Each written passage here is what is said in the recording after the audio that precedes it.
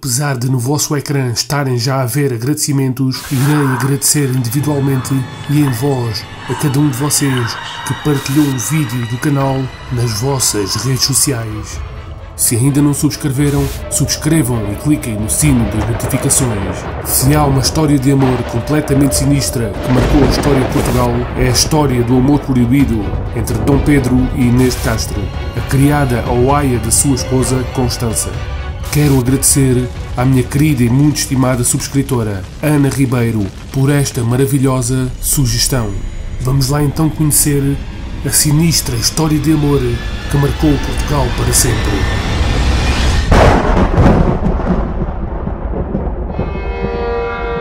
Esta história envolve casamentos arranjados, amores proibidos fora do casamento, assassinatos por interesses, assassinatos por vinganças e amor, revoltas e guerras de filhos contra pais, transladação de corpos, beijos em cadáveres, enfim, uma história bem real, cheia de peripécias e para Shakespeare nenhum meter defeitos. Eu lembro-me de ter ouvido falar sobre Pedro e Inês de Castro. A primeira vez que ouvi falar deles andava na escola, mas foi só mais tarde que soube os detalhes desta trama medieval. O infante Dom Pedro era o futuro rei de Portugal, filho de Dom Afonso IV, o rei na altura. Como é de praxe nas famílias reais, casamentos são uma questão de política e não de romance. Dom Pedro foi obrigado a casar-se com Constança e Manuel, uma nobre castelhana.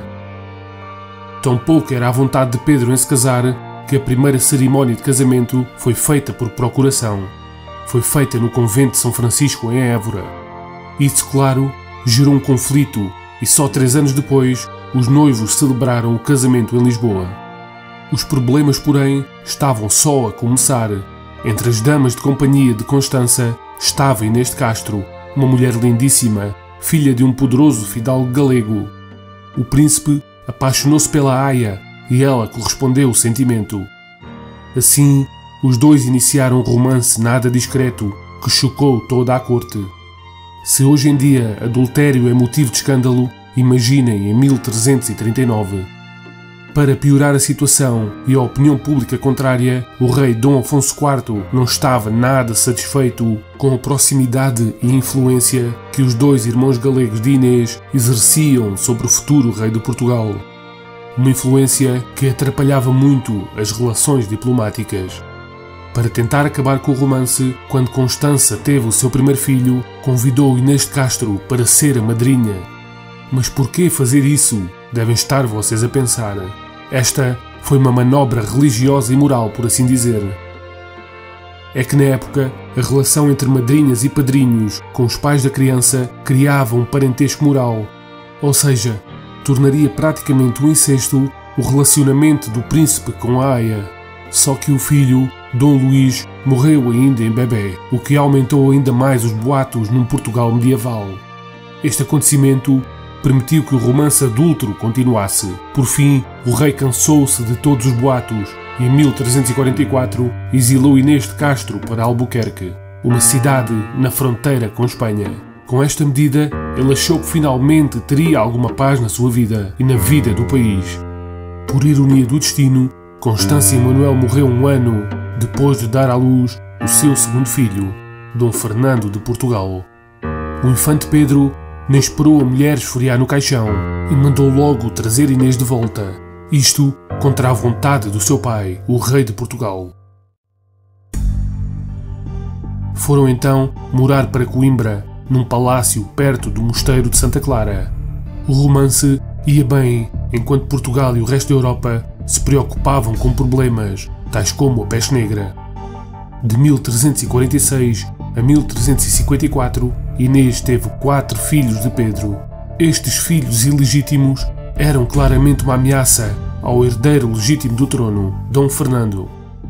Em 1355, o rei Dom Afonso IV cedeu finalmente à pressão dos fidalgos portugueses e mandou matar Inês de Castro. No dia 7 de janeiro de 1355, aproveitando que Pedro participava numa caçada, 3 homens, Pero Coelho, Álvaro Gonçalves e Diogo Lopes Pacheco, emboscaram Inês nos jardins onde ela e Pedro se costumavam encontrar. A Quinta das Lágrimas e foi lá que eles assassinaram a mulher friamente. A lenda diz que as lágrimas derramadas por ela criaram uma fonte, e o sangue que escorreu ficou ali marcado até hoje. Pode ser visto nas algas vermelhas dentro da fonte. Já o seu corpo foi enterrado na igreja de Santa Clara. Quando Pedro voltou da caça e descobriu o que seu pai tinha feito, a coisa ficou feia.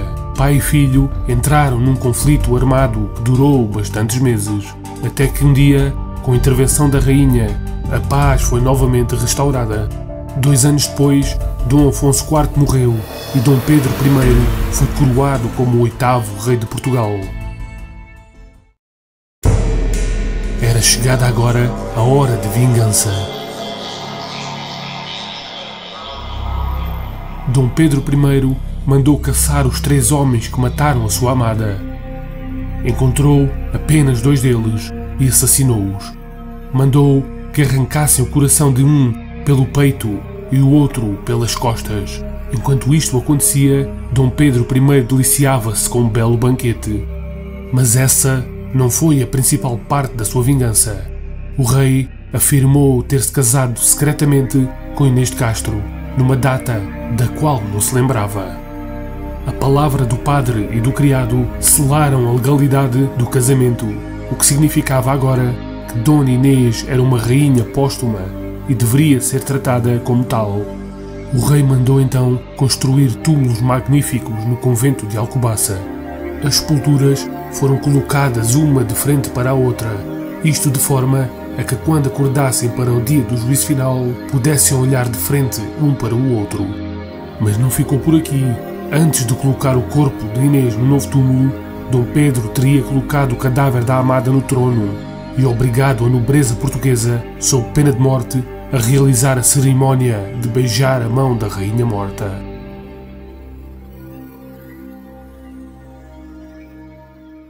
Há quem diga que o episódio de beijar a mão do cadáver nunca aconteceu, mas para mim não é difícil acreditar que sim, que foi realmente o que se passou. Afinal, um amor destas proporções é bem capaz de quebrar todas as barreiras, tanto do que é sano como do que é insano.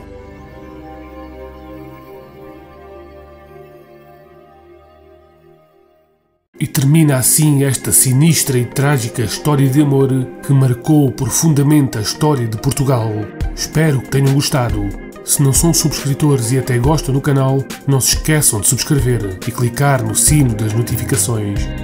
Vamos agora agradecer a quem partilhou vídeos do canal nas suas redes sociais. Grande abraço para o meu amigo Gaming Pops de Portugal.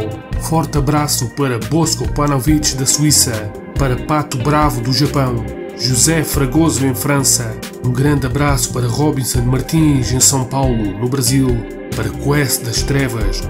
Um beijinho para Luna Bela Bela no Brasil, para Guerreira Valente Sobrevivente do Brasil, para Saskia Macedo Lima Feitosa no Brasil, para Júlia Gonçalves na Suíça e um forte abraço para Leandro Maciel de Portugal, para William Matos no Brasil, Manuel Castro de Portugal, para Pedro Vargas na Inglaterra, para Camilo Teixeira no Canadá.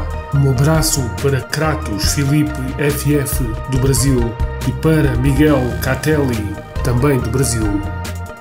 A todos vocês, o meu muito obrigado por ajudarem o canal a crescer.